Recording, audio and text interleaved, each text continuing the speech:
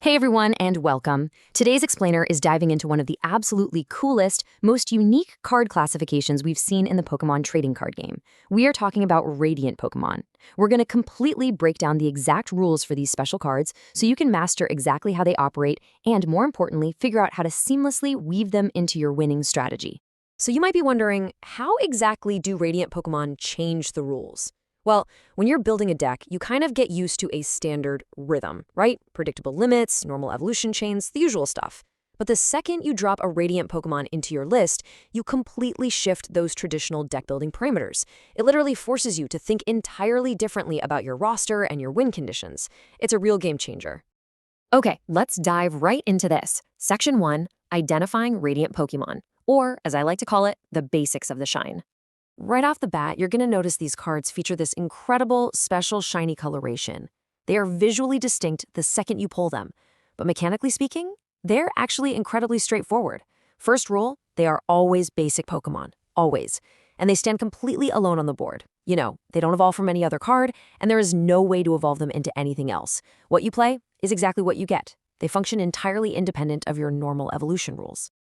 Moving on to Section 2, Strict Deck Restrictions. This is all about balancing that immense power. Here is the absolute golden rule, folks. 1. You cannot have more than exactly one Radiant Pokémon in your entire deck.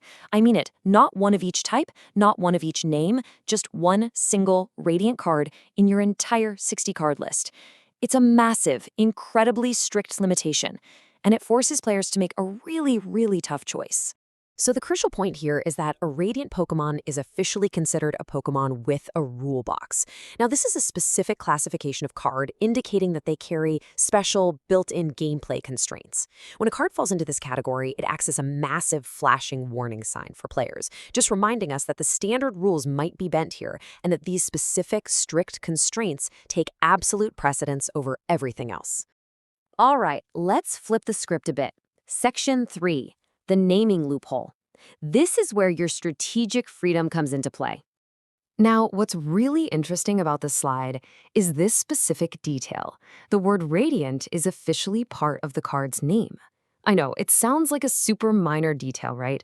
But actually, scratch that. This single structural fact is the exact key that unlocks immense deck-building freedom for you.